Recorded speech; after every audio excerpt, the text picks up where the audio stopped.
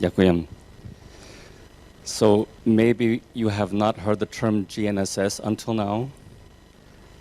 Usually if people look at me strange when I say GNSS, I say, you know what GPS is? Yes, GPS is a part, but only a part, an insignificant part in the meantime, of GNSS.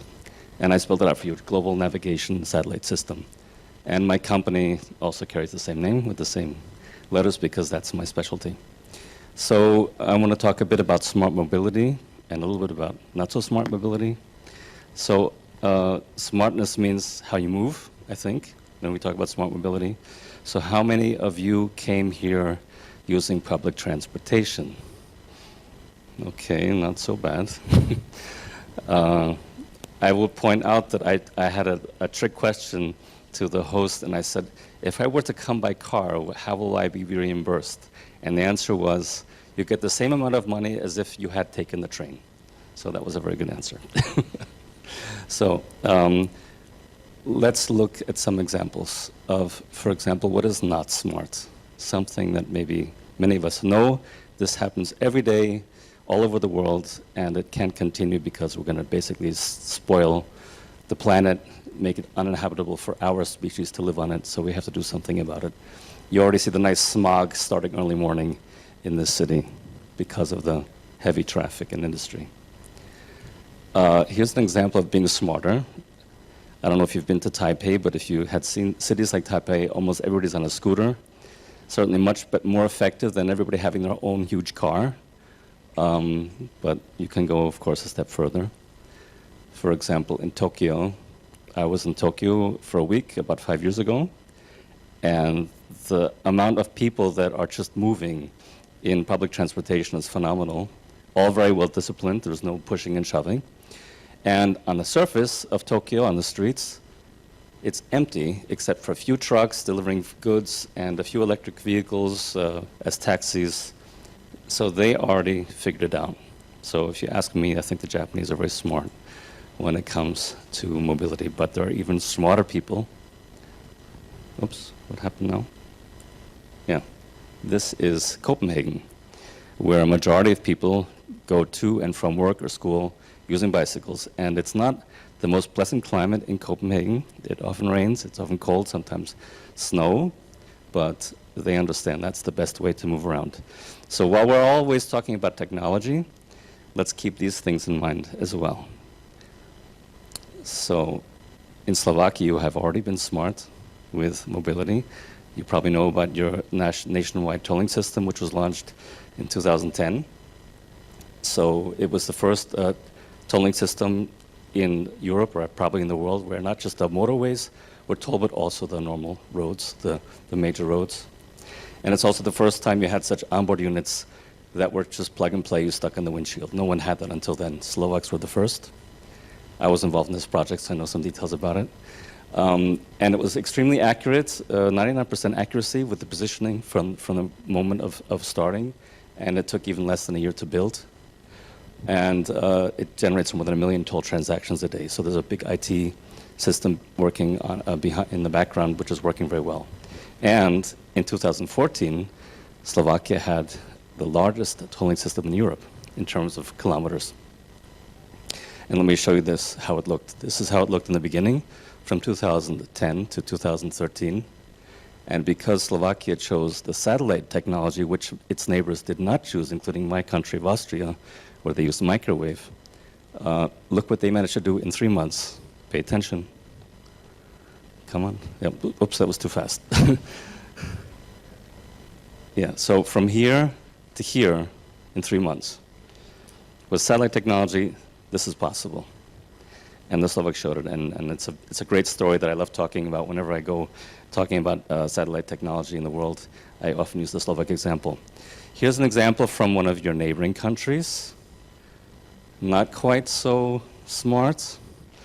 And if you look here, you have diesel generators on the side of the road to power the gantry, to beam down the microwaves on the road. Doesn't look very safe either.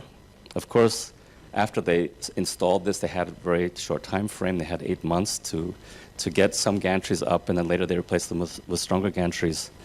But now, Poland has announced that they're going to dump the microwave technology. They started their system after the Slovaks did their satellite system. And now, 10 years later, they've decided, oops, not a good choice. We're going to rip it down, and we're going to replace it with satellite. So, and this is how it looked, for example, in Poland. They had 1,500 kilometers of roads with those kind of gantries that you saw before. And after 30 months, they expanded it to this. So you can see quite a difference of when you choose the right technology, such as satellite, for projects like this. So let's look at Galileo. Galileo is the European GNSS. And here you see one of the satellites being launched on a Soyuz rocket. There was some problems with the Soyuz launches because when you get into the orbit, you have to be very precise. You're in the right orbit, and the Russians kind of blew it with 3 satellites. So that cost us some money, but nevertheless, this is your tax money at work. And I was initially very skeptical because I figured we can anyway use GPS. Why do we need Galileo? And now I understand why, and I hope you'll understand too at the end of my presentation. So here you see one of the satellites, or actually 2 satellites being released from the launcher. And we actually have 26 already in orbit, and full constellation will be ready next year. It's working now already 2 years, step by step, as more and more satellites are becoming active in the system.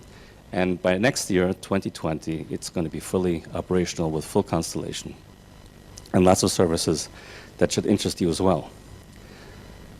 So maybe you've seen these things. I didn't see any in Bratislava, but I was in Prague last week working for the European Commission, and these scooters are everywhere.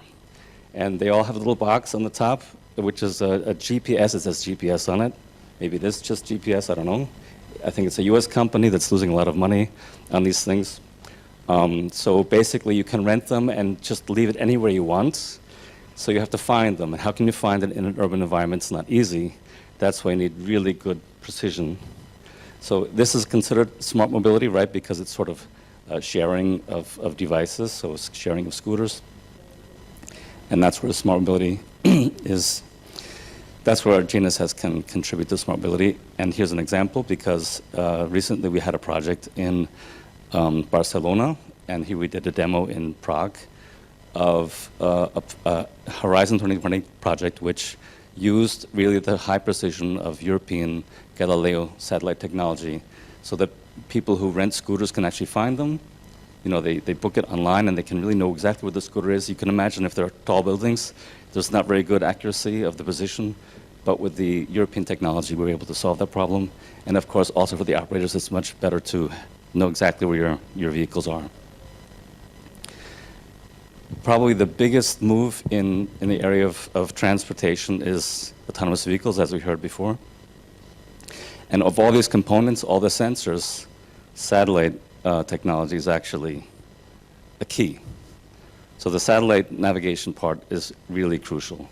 And I have some images which I hope can help demonstrate that.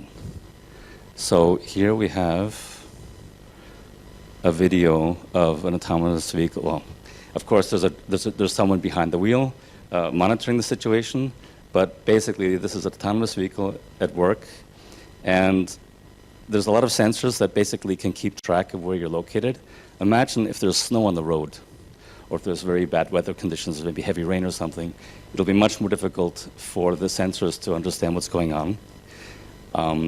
That's why satellite is so critical, because you need to have a level of accuracy. Oops, why does it keep doing that to me? My other videos are not coming. Okay, that's a pity. Well, we had some nice, let me try going backwards again and see if you see that again. Yeah. Okay, there we go. So there was a Horizon 2020 project, for example, called InLane, where the vehicle actually can keep in the lane just based on its positioning information. Of course, you need the sensors as well, but if you have up to 10 centimeters discrepancy, that's enough to make sure you're in the right lane. And for such applications, you can imagine how critical that is. So the main point is that you save an awful lot of money. Of course, the sensors are important, but imagine how dramatic reduction in costs you have with the solution if you already have a positioning signal from Galileo, which is for free. You just need a very good receiver, and receivers were nowadays good ones you can get for less than 50 euros.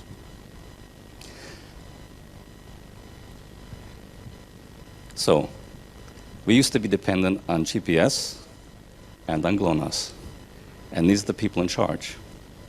Now, if one of them becomes unhappy with something in Europe, they can just not only turn off the signal, but they can alternate the signal. They can send a signal over Europe that makes you think you're 20 meters elsewhere than where you really are. That's why it's important that we have Galileo. This is who runs Galileo. Okay, and this is the lady from Poland who is the commissioner responsible for Galileo, which will maybe change in the near future after the elections. And you can see basically in the area of smart mobility all the different areas that can be affected by precise positioning from Galileo. And a very important point is the authentication service. So if someone wants to do something destructive or malicious, they could take the signal you receive and resend the signal with an offset that you think you're 20 meters or 30 meters to where you really are. And that would cause a lot of crashes if you're an autonomous vehicle, for example. With Galileo, we have an authentication service that it's not possible. If you receive a Galileo signal, your receiver knows very well that's the true signal that you have to listen to. And it's the first time on market, and it doesn't cost anything. So this is extremely important. So basically, my point is that time has come for Galileo. It's ready. It's working. It's working extremely well. And for those of you who do procurements, please be sure that Galileo is in your requirements. We have this system. We spent a lot of money on it. It's an excellent system. It took longer than we wanted, but we really have to use it. And now, in conclusion, I would like to point out to this young girl from Sweden who's 16-year-old and is making a lot of fuss and a lot of noise for good reason, because time is running out. If we don't do something within 11 years, the climate change is going to be out of control. So everybody really has to change their ways. She's in Austria today. That's a picture taken yesterday with Arnold Schwarzenegger. There's a conference, I think, in Salzburg. And think about what you're going to tell your kids and your grandkids before it all got really bad, what you did to help the situation. So move smart and maybe even eat smart, because eating and moving has a lot of effect of climate change. Thank you.